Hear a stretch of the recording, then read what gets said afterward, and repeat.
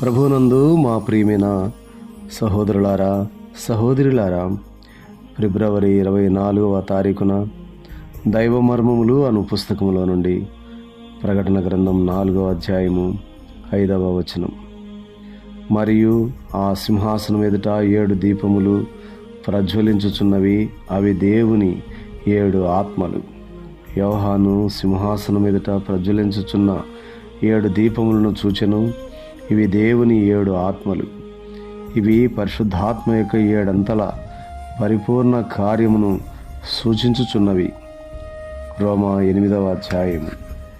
ఆయన విశ్వాసియందు నివసించును 9వ వచనం. ఆయన జీవింపజేయును 11వ వచనం. ఆయన నడిపించును 14వ వచనం. దేవుని తండ్రి అబ్బా అని పిలుచున్నట్లు మనకు స్వీకృత పుత్రాత్మగా నుండును 15వ వచనం.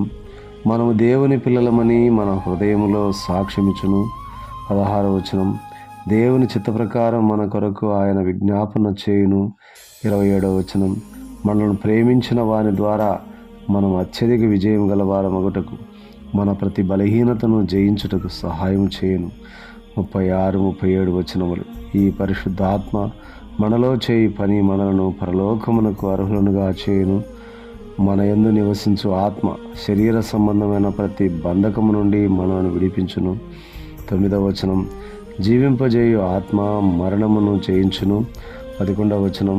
నడిపించు ఆత్మ మనలను దినదినము నడిపించును 14వ వచనం. స్వీకృత పుత్రాత్మ మనలో నుండి ప్రతి భయమును తొలగించి దేవుని తెలుసుకున్నట్టుకు లోతైన ప్రేమను అనుగ్రహించును 15వ వచనం. సాక్ష్యమిచ్చు ఆత్మ మనము దేవుని పిల్లలమని, వారసులమని, మనడల దేవుని గల నిత్య సంకల్పమును జ్ఞాపకం చేయును 16, 17 వచనములు. విజ్ఞాపన ఆత్మ దేవుని చిత్త ప్రకారం ప్రార్థించుటకు నేర్పించును.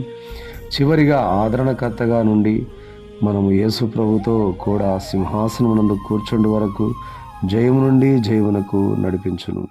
దేవుడు మనకు కూడా సహాయం చేయనుగాక. ఆమేన్.